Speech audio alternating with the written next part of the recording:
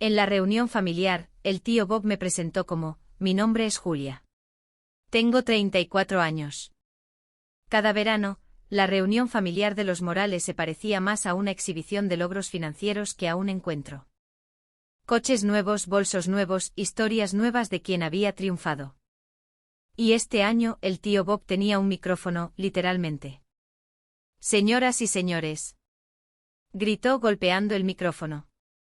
Antes de empezar la barbacoa, celebremos las historias de éxito de nuestra familia. Repasó la lista. Mi primo Mason, un abogado. Mi prima Clara, una CEO de tecnología. Luego me vio cerca de las mesas de picnic. Y aquí está nuestra propia Julia, dijo con una sonrisa de suficiencia. Ella todavía se está encontrando a sí misma. Las risas se extendieron entre la multitud. Incluso mi madre forzó una sonrisa educada. Me quedé allí de pie sosteniendo la ensalada de patatas que había preparado con las manos temblorosas. Esta vez no por vergüenza, sino por contención. Porque lo que el tío Bob no sabía era que yo había estado esperando este momento. Y antes de que te cuente cómo todo cambió, dale a me gusta, suscríbete y deja un comentario. ¿Desde dónde nos ves? En la familia Morales el afecto venía con un currículum. No es una broma, es la forma más sencilla de explicarlo. El amor no era gratis, no era un regalo. Era algo que te ganabas y lo hacías siendo exitoso. El éxito tenía una definición muy clara, significaba un buen puesto de trabajo, una casa grande, un coche nuevo cada 3 años, significaba que tus hijos estudiaban en una escuela privada. Si tenías esas cosas se te respetaba, se te daba el mejor asiento en la mesa, tu opinión importaba.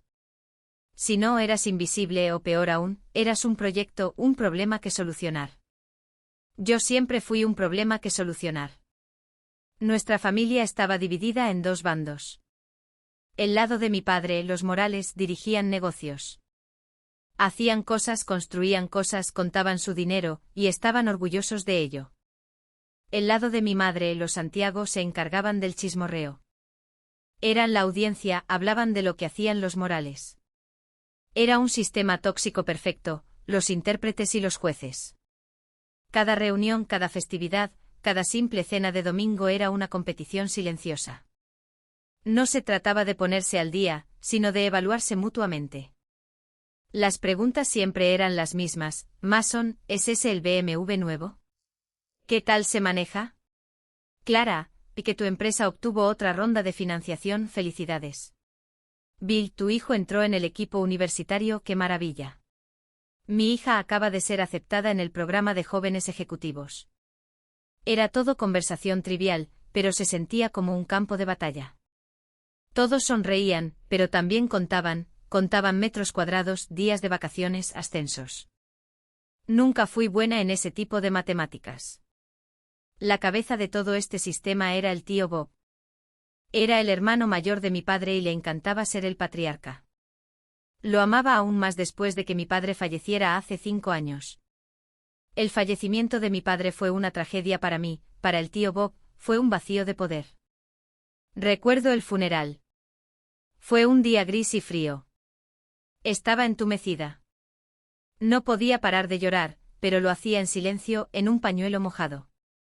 El tío Bob no lloraba, organizaba, dirigía al personal de la funeraria, estrechaba manos y aceptaba condolencias como si fuera el anfitrión de un cóctel de negocios. Pronunció el elogio. Se puso de pie con su mejor traje negro y habló de mi padre. Pero no habló de la risa de mi padre, ni de cómo le encantaba pescar, ni de las canciones tontas que inventaba. Habló de cómo mi padre dirigió con éxito una ferretería durante 30 años, de cómo fue un pilar de la comunidad, habló de legado y de trabajo duro. Sonó menos a despedida y más a una transferencia de poder. Cuando terminó bajó del estrado, me dio una palmada en la cabeza y dijo, no te preocupes, Julia. Yo me encargaré de todo ahora. Y así fue. Se autoproclamó la brújula moral y el asesor financiero de la vida de todos. Su propia empresa, Morales Insurance Group, era su prueba de éxito. La construyó de la nada, siempre nos recordaba. Tenía una foto enmarcada de su primer dólar en su oficina. Para el tío Bob, el dinero y la bondad eran lo mismo. Si eras rico, eras inteligente, eras buena persona, tenías empuje. Si eras pobre o simplemente normal, eras perezoso, débil, tomabas malas decisiones. Veía el mundo en blanco y negro, ganadores y perdedores. Y necesitaba que alguien fuera el perdedor para que todos los demás pudieran ver lo bueno que era él para ganar. Aparentemente yo era su historia de advertencia favorita. Comenzó cuando estaba en la universidad. Me sentó en una cena de acción de gracias. La mesa estaba llena de pavó y pasteles, y todos los primos hablaban de sus carreras. Mason estudiaba Derecho, Clara a Informática. El tío Bob se volvió hacia mí. Julia, dijo con voz lo suficientemente alta para que toda la mesa oyera, ¿y tú? ¿Sigues con eso de la sociología? Sí, tío Bob. Estoy pensando en hacer mi máster en trabajo social. Se rió. No fue una risa cruel, fue peor, fue una risa de lástima del tipo que le das a un niño que dice que quiere ser un dinosaurio cuando sea mayor. Trabajo social. Dijo sacudiendo la cabeza. Tomó un sorbo de su vino. Julia, puedes comer buenas intenciones, no puedes comprar una casa con un buen corazón. Se volvió hacia mi padre. Frank, tienes que hablar con ella. Es una chica inteligente, no dejes que lo desperdicie. Puede venir a hacer prácticas a mi oficina, yo le enseñaré habilidades del mundo real. Mi padre solo se encogió de hombros. Estaba atrapado en medio. Me quería, pero respetaba a su hermano. Ella encontrará su camino, Bob, murmuró mi padre. Pero el tío Bob lo vio como un fracaso, mi fracaso, el fracaso de mi padre. A partir de entonces, yo fui el ejemplo. Trabajad duro, chicos, decía en Navidad, levantando su copa.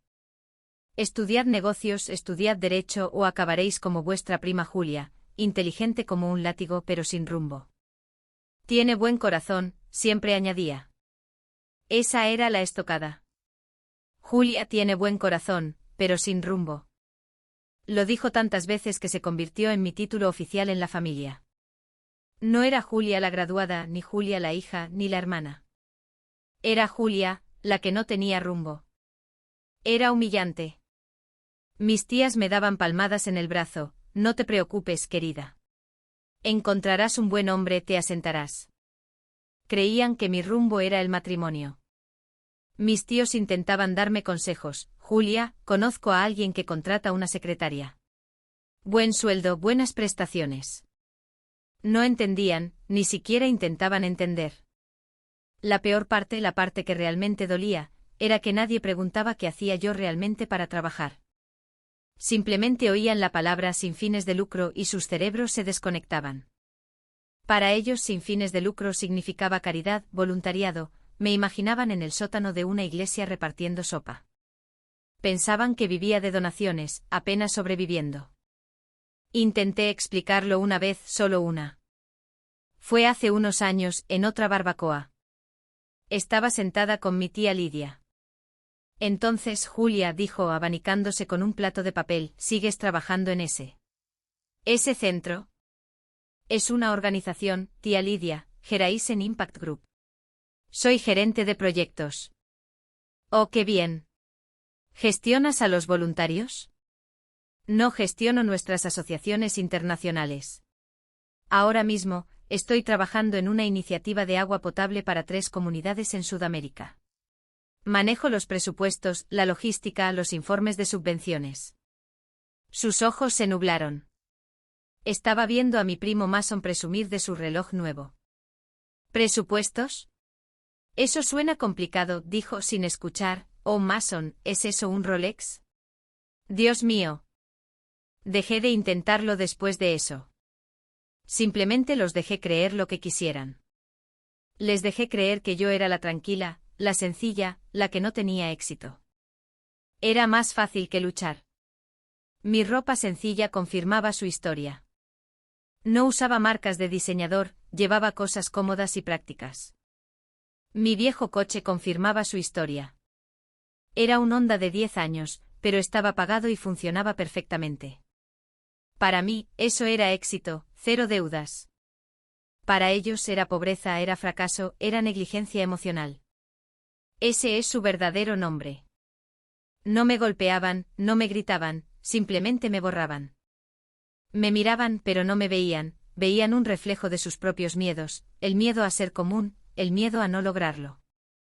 Yo era su fantasma de la Navidad futura, la que eligió las buenas intenciones sobre un buen bono. Toda mi vida, fui el saco de boxeo de la familia. Pero era un tipo de golpeo silencioso, educado. Era todo miradas de evaluación, negaciones con la cabeza y sonrisas de lástima. Era el discurso del buen corazón, sin rumbo. Así que mientras estaba allí en esa reunión, sosteniendo un tazón de ensalada de patatas, sentí 20 años de esta situación. Todas las cenas, todas las festividades, todos los pequeños comentarios silenciosos.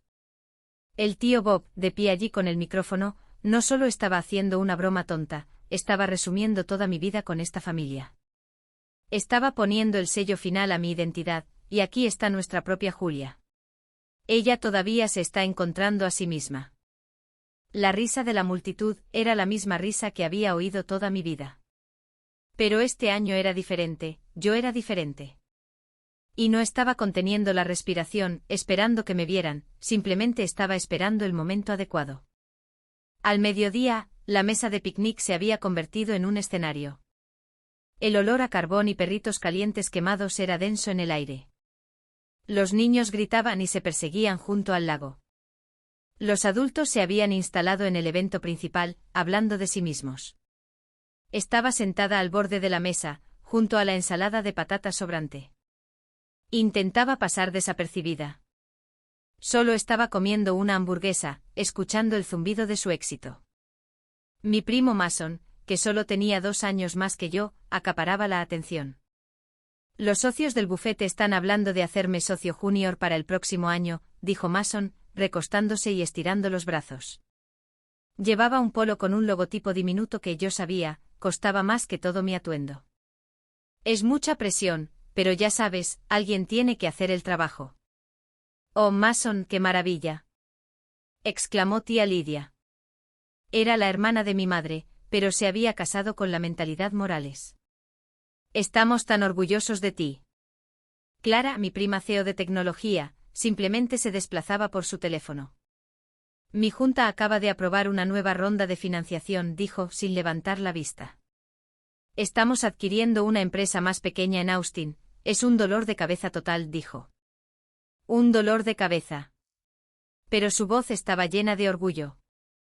Era un dolor de cabeza de éxito, esos eran los únicos problemas que se te permitía tener. Yo solo seguía comiendo. Sabía que mi turno se acercaba, siempre lo hacía, era parte del espectáculo. El tío Bob, con una cerveza en la mano, se acercó. Tenía una forma de pararse que lo hacía parecer más grande de lo que era, sacando pecho. Era el maestro de ceremonias, y había descubierto a un animal que no estaba actuando. Me sonrió. Era esa sonrisa de lástima.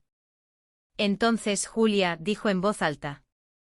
La conversación en la mesa disminuyó. La gente se calló. Conocían esta parte del guión, esto era el entretenimiento, la parte en la que todos se sentían un poco mejor con sus propias vidas. ¿Cómo van las cosas, tío Bob? Pregunté cortésmente. Mantuve mi voz suave. Todo genial. Todo genial.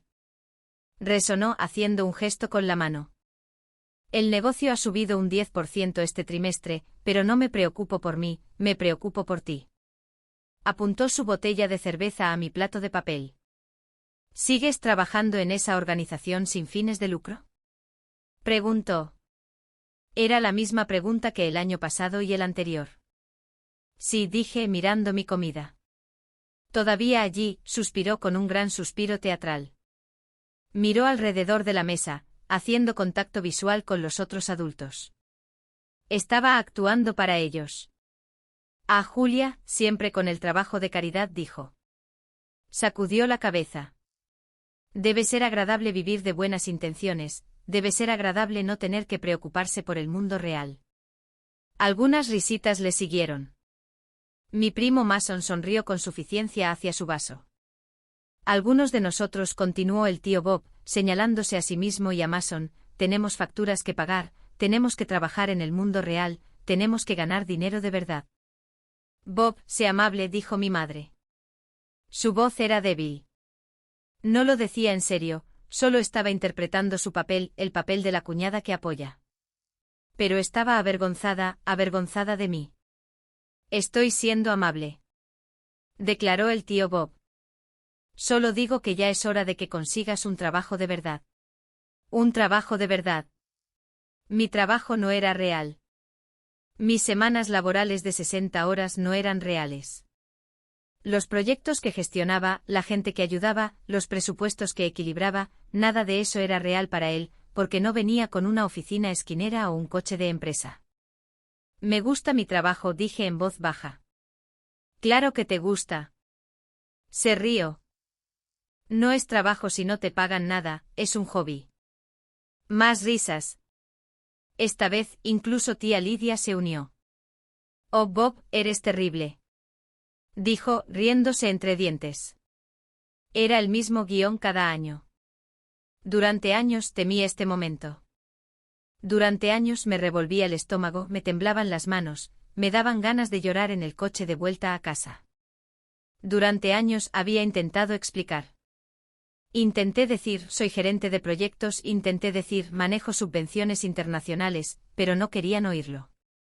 Su versión de mí era más útil. Su versión de mí, Julia, la fracasada, la chica dulce sin rumbo, hacía que sus propias vidas parecieran más exitosas. Yo era el fondo oscuro que usaban para que sus propios colores lucieran más brillantes. Así que dejé de intentarlo. Simplemente me senté allí. Sonreí educadamente y le di un mordisco a mi hamburguesa. Los dejé reír, los dejé pensar que tenían razón, los dejé pensar que habían ganado. Había aprendido hace mucho tiempo que no puedes discutir con personas que ya han decidido quién eres, no puedes mostrar tu currículum a personas que se niegan a leerlo. Así que simplemente me senté allí, con mis viejos vaqueros y mi camiseta sencilla, y los dejé divertirse. Yo era su entretenimiento. Bueno, Julia, dijo el tío Bob, dándome una última palmada fuerte en el hombro. Si alguna vez quieres unirte al mundo real, siempre puedo conseguirte un trabajo contestando teléfonos en mi oficina. La oferta siempre está sobre la mesa. Gracias, tío Bob, dije. Lo tendré en cuenta. Asintió satisfecho. Había hecho su parte, había recordado a todos la jerarquía familiar, él estaba en la cima, yo estaba en la base. Se alejó para ir a encargarse de la parrilla, con los hombros hacia atrás, orgulloso de sí mismo. Respiré hondo. Miré mi plato. Mis manos no temblaban esta vez, solo me sentía en calma. Mientras estaba sentada allí, supe que esta era la última vez. Esta era la última vez que esta escena se representaría, el guión estaba a punto de terminar y el nuevo estaba a punto de empezar. Estaba recogiendo los platos de papel, solo tratando de ser útil. Cuando el ambiente en el parque cambió, sucedió todo a la vez. Las risas y las conversaciones ruidosas simplemente se desvanecieron. Fue como si alguien hubiera bajado lentamente el volumen de toda la reunión. Levanté la vista. Todos miraban fijamente el pequeño aparcamiento de grava. Una elegante SUV negra estaba entrando. No era un coche normal, no para este lugar. Este era un parque para minivans y viejas camionetas. Este coche era un vehículo de lujo con cristales tintados y brillante como un espejo, parecía pertenecer a una caravana, no a una barbacoa pública. Se estacionó lentamente, ocupando un lugar cerca del césped. Por un segundo, nadie se movió. Incluso los niños dejaron de correr. ¿Quién es?, susurró tía Lidia, agarrando su bolso. Debe estar perdida, dijo Mason, pero estaba mirando fijamente, claramente impresionado por el coche.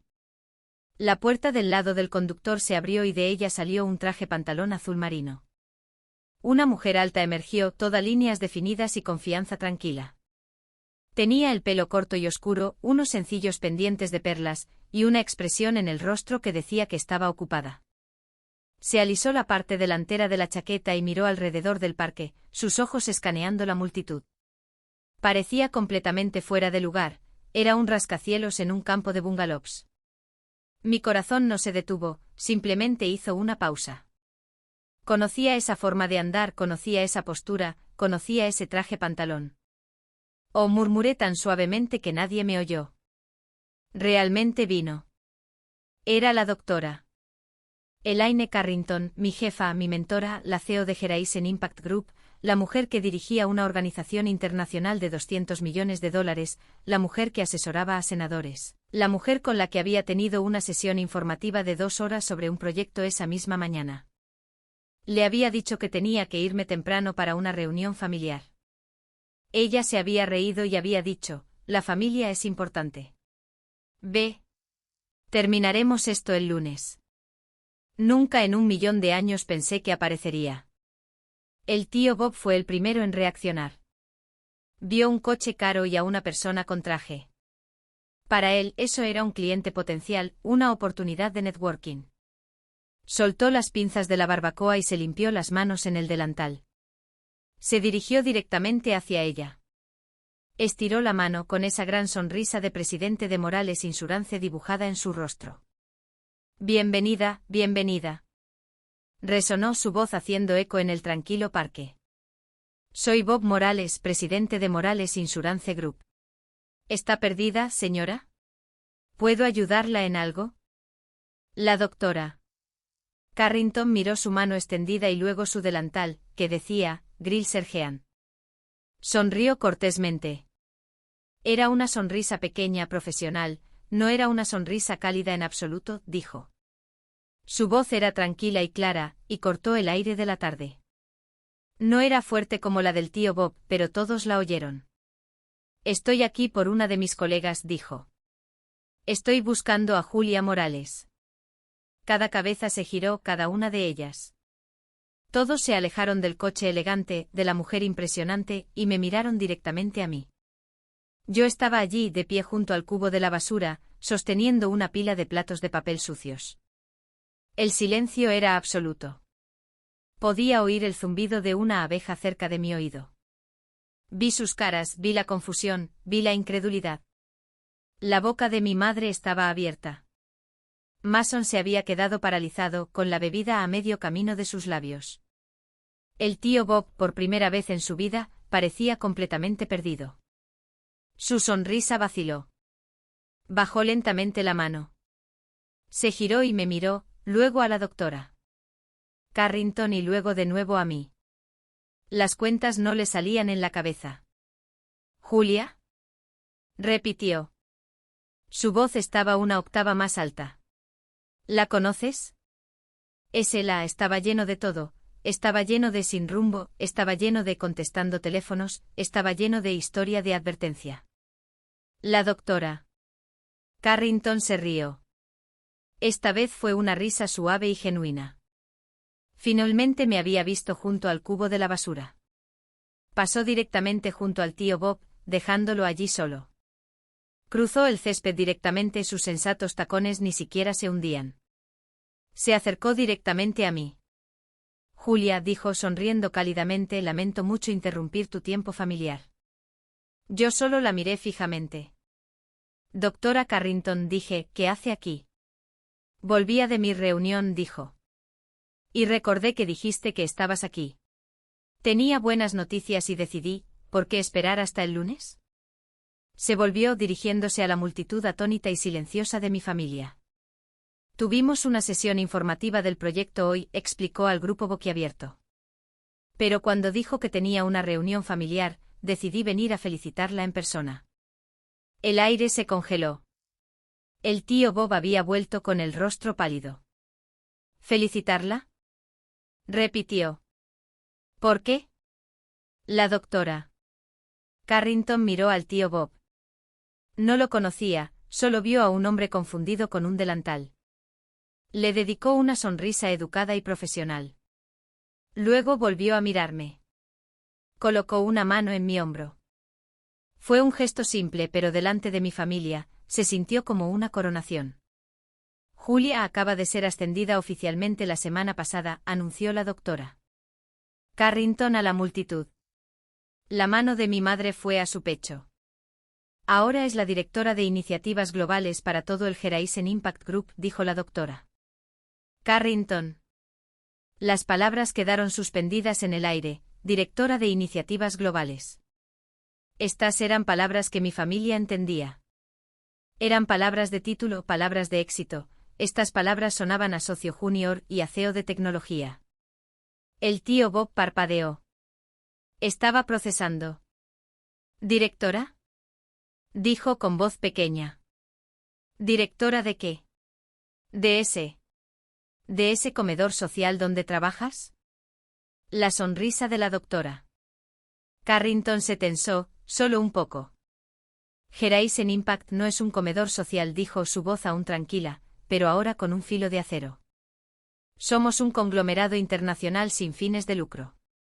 Llevamos a cabo programas humanitarios, educativos y ambientales en todo el mundo. Volvió a centrar su atención en mí, pero les estaba hablando a ellos. Julia, dijo, su voz llena de orgullo genuino, supervisa 22 de esos programas de alcance en 4 continentes.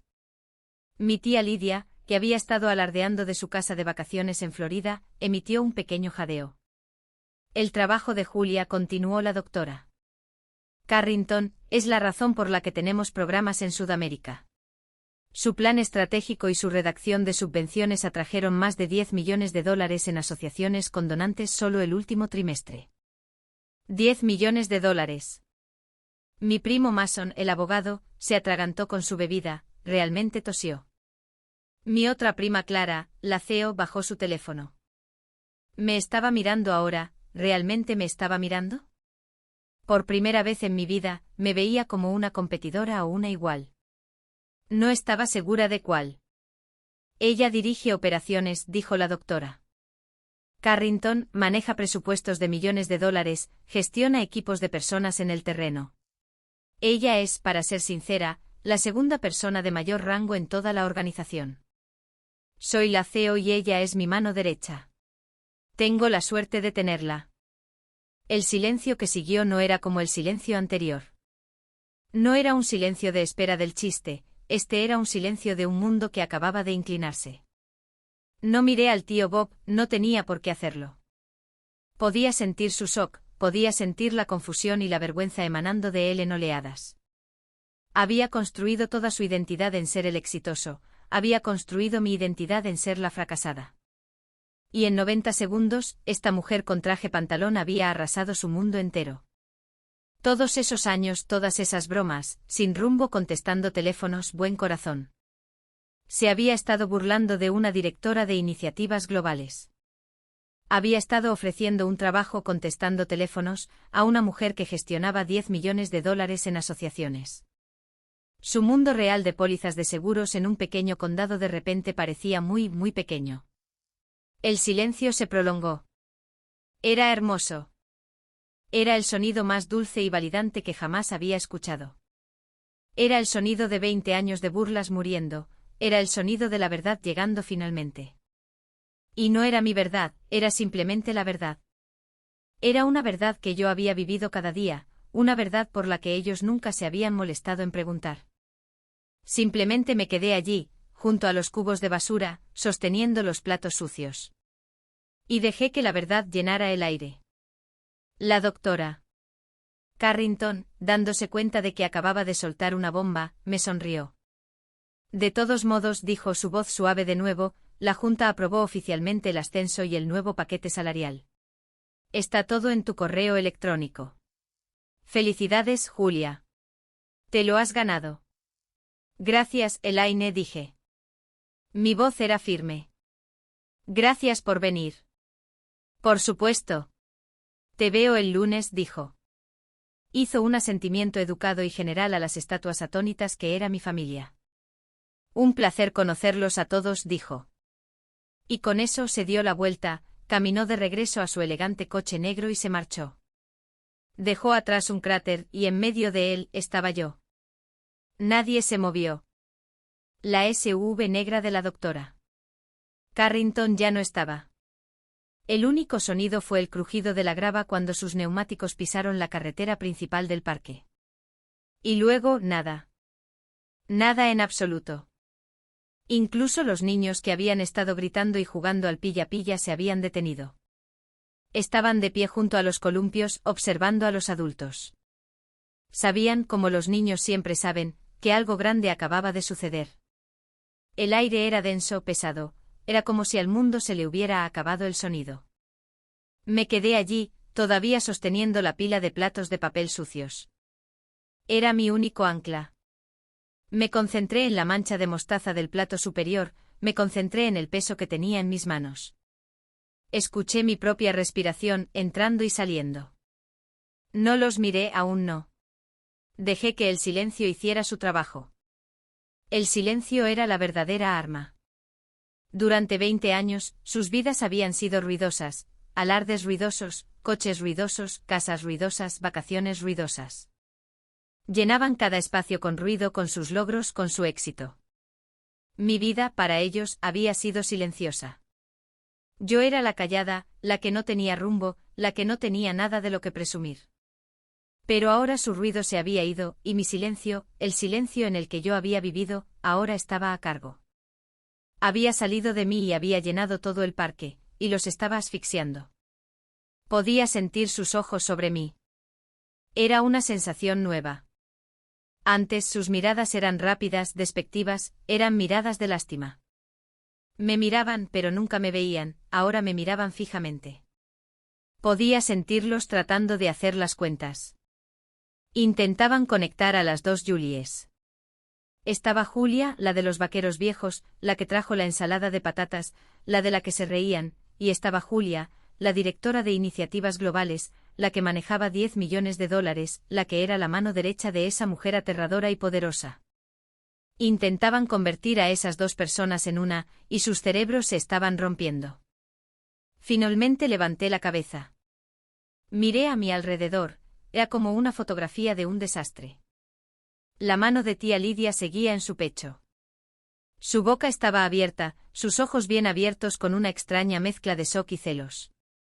Era la chismosa de la familia, y se había perdido la historia más grande en la historia de la familia, había estado en el lado equivocado. Mi primo Mason, el abogado, se frotaba la barbilla. No me miraba a mí, miraba al suelo. Estaba pensando, estaba recalculando. Era un hombre que entendía de estatus. Supo en ese instante que yo tenía más que él. Su puesto de socio junior le pareció pequeño. Mi prima Clara, la CEO, seguía sosteniendo su teléfono, pero me miraba directamente a mí. Sus ojos eran afilados. No había lástima, no había calidez, era solo análisis. Estaba reevaluando una amenaza o un activo.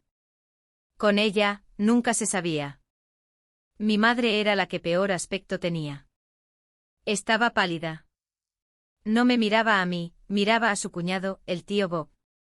Parecía horrorizada, parecía avergonzada. Había estado en silencio todos esos años, había dejado que su hija fuera la broma de la familia. Había reído con ellos, aunque fuera solo una risa pequeña y educada. Y acababa de descubrir que su hija era la persona más exitosa de toda la familia. Había apostado al caballo equivocado. Y luego estaba el tío Bob. Era el centro del silencio. Seguía de pie donde la doctora Carrington lo había dejado, cerca de la parrilla. Los perritos calientes que había estado cocinando ahora estaban negros, echaban humo. Era solo un hombre. Parecía viejo. Su rostro era una máscara de confusión. La bravuconería se había ido. El patriarca se había ido. El delantal de Grill Sergeant parecía ridículo. Su pecho no estaba hinchado, parecía desinflado.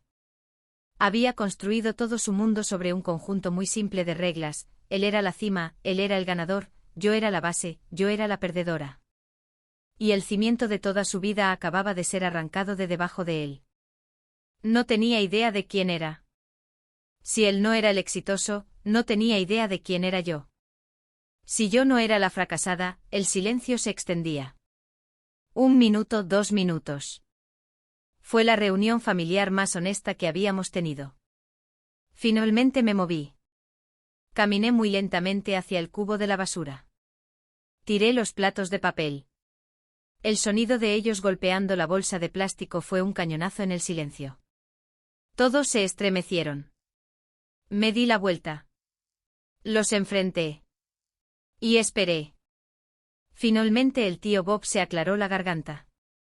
El sonido fue áspero. Me miró. Sus ojos estaban llorosos, no sé si era por el humo de la parrilla o por otra cosa. Tú. Empezó. Su voz era. Tuvo que detenerse y tragar. Tú nunca. Nunca mencionaste eso, Julia. Su voz era pequeña, estaba llena de acusación, estaba llena de vergüenza. Me estaba diciendo que yo había hecho trampa, que había guardado un secreto, que lo había dejado en ridículo. Lo miré. No sentí ira, no sentí triunfo, solo me sentí cansada y en calma. Dejé que sus palabras se suspendieran en el aire por un segundo. Luego le di la única respuesta que importaba, la respuesta que había estado guardando durante 20 años. Nunca preguntaste, dije. Mis palabras aterrizaron. Nunca preguntaste.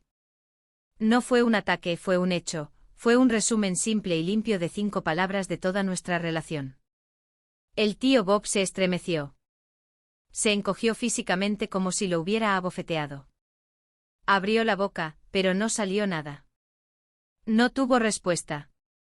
No había respuesta para eso. No podía decir, sí, lo hice. No podía decir, eso no es verdad.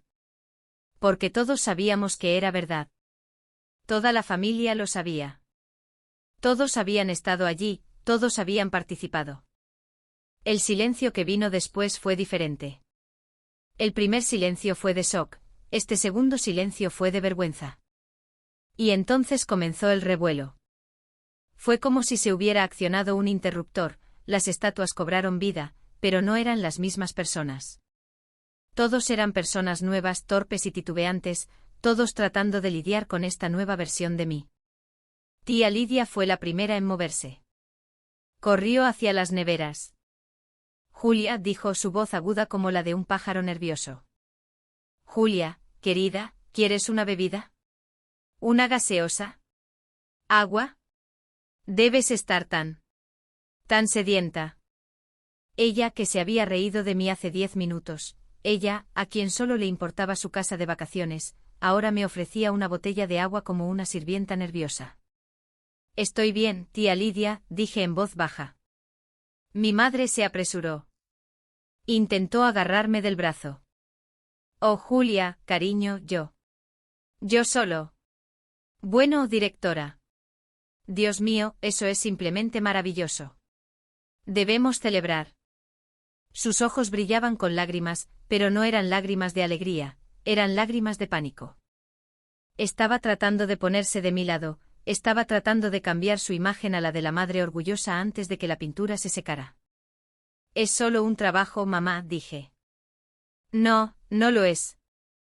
Dijo ella, demasiado fuerte. Es increíble. Siempre supe que eras inteligente, siempre les dije que eras inteligente. ¿Verdad que sí, Bob? Miró de nuevo al tío Bob, buscando apoyo. Pero el tío Bob seguía mirando sus perritos calientes quemados, estaba en su propio infierno privado. Luego vinieron los primos. Mason y Clara se acercaron juntos, fue un movimiento estratégico. Eran el equipo del éxito. Ya no venían a hablar con la prima Julia, venían a hablar con una igual profesional. Julia, dijo Mason, su voz baja y seria. La sonrisa burlona había desaparecido. Esa fue toda una revelación. No lo planeé, dije. No, no, por supuesto que no, dijo Clara. Me miraba con esa mirada analítica. Pero iniciativas globales, eso es impresionante. ¿Cuál es tu enfoque de mercado? ¿Estás principalmente en infraestructura o en desarrollo basado en programas? Era una prueba. Era una pregunta de trabajo real. Durante años había querido que me preguntaran esto, había querido que me hicieran una pregunta real sobre mi vida. Y ahora que lo hacían, me di cuenta de que no importaba. Es complicado, dije. Los ojos de Clara se entrecerraron. No le gustó esa respuesta, pero no pudo desafiarme. Bueno, dijo Mason, tratando de ser amable. Estaba en modo de control de daños. Tengo que decir que estoy impresionado. ¿En serio? Lo mantuviste todo en secreto. No lo mantuve en secreto, Mason, dije, mi voz aún suave. Yo vivo mi vida, ustedes simplemente construyeron una historia diferente. A él tampoco le gustó eso. Era abogado, sabía que había sido declarado culpable. Las tornas habían cambiado, y era incómodo, era torpe. Esto no era respeto. Lo vi muy claramente, esto era miedo. No me respetaban a mí, Julia. Respetaban el título, respetaban el dinero, respetaban el poder que acababan de ver en la doctora Carrington.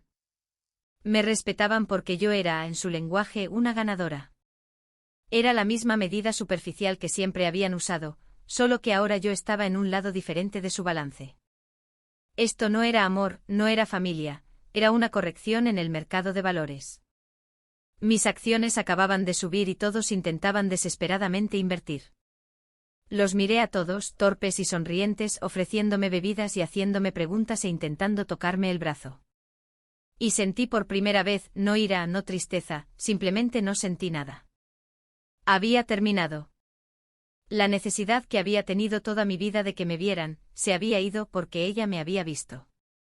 La doctora Carrington me había visto, y se lo había mostrado a ellos.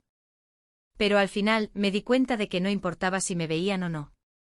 Yo me veía a mí misma, y supe que era hora de irse. Caminé hacia la mesa de picnic donde había dejado mis cosas. La fiesta estaba muerta, las risas se habían ido. Mi familia estaba de pie en pequeños grupos incómodos, susurrando.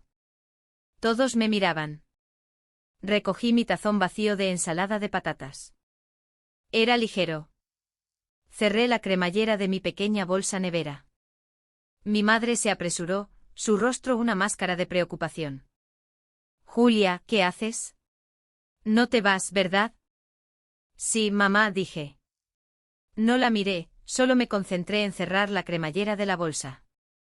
La cremallera se atascó por un segundo, y la arreglé con calma. Pero ni siquiera hemos cortado el pastel, dijo. Su voz era desesperada. Si me iba ahora, era una declaración, era un juicio. Estaba tratando de fingir que todo era normal, que todos podíamos simplemente comer pastel y olvidar los últimos 20 años. No tengo hambre, mamá, dije. Tengo que irme. Julia, por favor, susurró. No hagas esto. Tu tío, él. Él solo está avergonzado. Finalmente me detuve. Me giré y miré a mi madre. Está avergonzado, dije. Mi voz era firme. Está avergonzado por sí mismo, no por lo que hizo, no por cómo me trató. Solo está molesto porque lo atraparon. Mi madre no tuvo respuesta, porque yo tenía razón. Cogí mi nevera y el tazón. Empecé a caminar hacia el aparcamiento. Era una larga caminata. Fue como caminar por un pasillo de desafío. Tía Lidia y mis otras tías estaban junto a la estación de bebidas. Dejaron de susurrar, solo me miraron con los ojos bien abiertos. Mis primos Mason y Clara estaban de pie junto a sus propios coches caros. Estaban haciendo un informe. Ellos también se quedaron en silencio, solo me observaron. Pasé por los columpios. Pasé por la parrilla, donde el humo seguía subiendo de los perritos calientes negros y arruinados. Y pasé junto al tío Bob. Estaba allí de pie con las manos en los bolsillos, su delantal de grill Sergeant manchado de grasa. Parecía un hombre que acababa de perder una pelea. Me vio venir, tenía que decir algo. Toda su identidad, todo su mundo dependía de que él tuviera la última palabra. Julia, dijo. Su voz era suave. Toda la estridencia se había ido. Me detuve.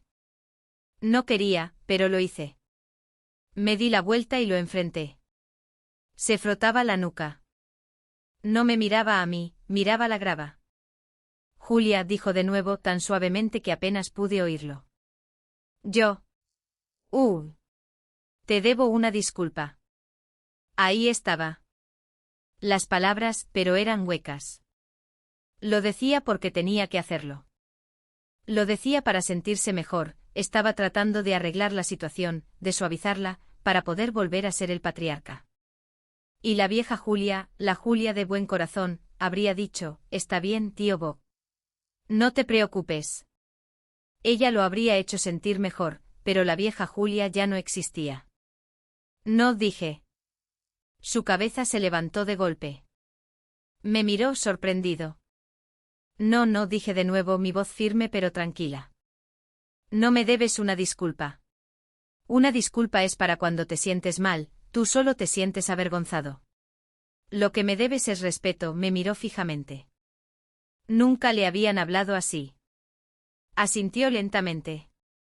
Estaba tratando de asimilarlo. Tienes razón, dijo. Tienes razón. Te lo has. Te lo has ganado, Julia. Te lo has ganado. Todavía no lo entendía. Pensaba que me había ganado el respeto hoy al tener un título elegante y un gran salario. Pensaba que el respeto era un premio que se ganaba. Una pequeña sonrisa triste tocó mis labios. No era una sonrisa feliz, era una sonrisa de liberación. No, tío Bob, dije y mi voz era tan suave, pero fue el corte final. No me lo gané hoy. Siempre lo tuve. Sostuve su mirada. Simplemente te negaste a verlo. Dejé que eso se suspendiera en el aire por un segundo. Luego me di la vuelta y me alejé. No corrí, no me apresuré. Caminé con mis viejos vaqueros hacia mi Honda de 10 años. Puse mi nevera y mi tazón vacío en el asiento trasero. Me subí. Puse la llave en el contacto. El viejo motor arrancó de inmediato. Miré por el retrovisor. Todos estaban allí de pie, toda mi familia, un grupo pequeño, triste y congelado de personas. Simplemente me miraban mientras me alejaba en coche. Conduje. No encendí la radio.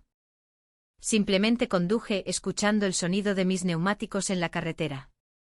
Salí del parque. Giré hacia la carretera principal. Conduje por mi viejo pueblo. Mis manos estaban en el volante, estaban perfectamente firmes. Pensé que estarían temblando, pensé que estaría llorando, pensé que estaría gritando o chillando, gané. Pero solo estaba en calma. Fue un triunfo silencioso. No fue una explosión ardiente, fue la sensación tranquila y fresca de una fiebre que finalmente cede. Durante años había soñado con ese momento. En mis sueños siempre era ruidosa.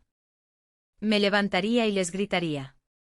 Tendría una lista, un currículum de todos mis logros, les lanzaría mi éxito a la cara. Pero la realidad fue mucho más silenciosa y mucho más poderosa. No tuve que decir nada, la verdad simplemente llegó. Conduje pasando mi antiguo instituto. Conduje pasando el cine. Y pensé en mi coche, este viejo Honda. Para mi familia, este coche era la prueba de mi fracaso. Era viejo, era barato, no era un BMW. Pero este coche era mío, estaba pagado, nunca me había fallado. Me había llevado al trabajo cada día, me había llevado al aeropuerto para mis vuelos a Sudamérica. Este coche había estado conmigo mientras yo estaba ganando mi éxito. Mi familia, ellos lo tenían todo al revés. Pensaban que el éxito era el resultado, el coche nuevo, la casa grande, el título. No entendían que el éxito era el proceso, eran las semanas de 60 horas, las propuestas de subvención fallidas, los presupuestos que no cuadraban, las noches que pasaba al teléfono con un equipo en una zona horaria diferente. Era el trabajo duro, el trabajo silencioso, el trabajo que nadie veía. Ellos habían pasado todos esos años riéndose de mi hobby. Y yo había pasado todos esos años construyendo un imperio. Sonreí ante la ironía. Medían el valor en lujo y en ruido. Hoy aprendieron que el verdadero poder no tiene por qué ser ruidoso. El valor real no necesita una etiqueta de diseñador. Pensaban que era débil porque estaba en silencio. Pero mi silencio no era debilidad, era solo paciencia, era concentración, era un disfraz. Yo era directora mucho antes de que la doctora Carrington me diera el título, tuve éxito mucho antes de que mi salario lo igualara. El título, el dinero, el ascenso. Eso no era la victoria. La victoria era esa sensación, la sensación de irse en coche. La victoria era saber que volvería a mi vida, una vida que amaba, una vida llena de propósito, y ellos volverían a sus vidas, que ahora eran solo un poco más pequeñas, un poco más pálidas. Sí, me sentí un poco triste. Estaba triste porque supe en ese momento que no me amaban. No lo hacían. Respetaban a la directora, estaban impresionados por el dinero, le tenían miedo a la doctora Carrington. Si perdía mi trabajo mañana, volverían directamente a las sonrisas de lástima, volverían directamente al buen corazón, sin rumbo. Su respeto era condicional, era transaccional. Y ese era el verdadero drama familiar, esa era la verdadera negligencia. No era que se burlaran de mí por ser un fracaso, era que solo eran capaces de amarme como un éxito. Entré en el camino de entrada de mi pequeño y sencillo apartamento. Apagué el coche. El silencio en mi coche era mío, era pacífico. Había ganado. Había ganado mi libertad. Nunca más me sentaría en una cena familiar a esperar el chiste, nunca más temería una reunión. Ya no era su entretenimiento, ya no era su historia de advertencia. Yo era solo Julia. Y por primera vez en toda mi vida, eso era suficiente. Semanas después mi teléfono sonó. El identificador de llamadas decía Morales Insurance Group. Sonreí. Contesté. Julia Morales. Julia. Hola. Hola. Soy el tío Bob. Su voz era diferente. La estridencia se había ido. Era la voz de un vendedor, era nerviosa. Hola, tío Bob, dije. Entonces Julia estaba pensando. Realmente me impresionó tú. Tu organización, Horizon Impact. Realmente están haciendo un gran trabajo. Realmente genial. Lo es, dije. Sí, bueno, nuestra compañía, Morales Insurance, hemos estado buscando hacer más asociaciones comunitarias, ¿sabes?, retribuir. Y estaba pensando que tal vez podríamos asociarnos con Horizon Impact para un proyecto local. Podríamos patrocinar algo, sería una gran relación pública, genial para la comunidad. Escuché. Lo dejé terminar. Envía la propuesta, dije. ¿Qué? Envíame la propuesta. Envíala por correo electrónico a mi oficina. La revisaré. Hubo una larga pausa. Podía oírlo respirar. ¿La revisarás? Sí, dije. Ahora soy yo quien aprueba los contratos comunitarios. El silencio en la línea fue el sonido más dulce que jamás había escuchado. A veces la mejor venganza no es ruidosa, es profesional, es tranquila, es cuando las mismas personas que te ridiculizaron terminan necesitando tu aprobación.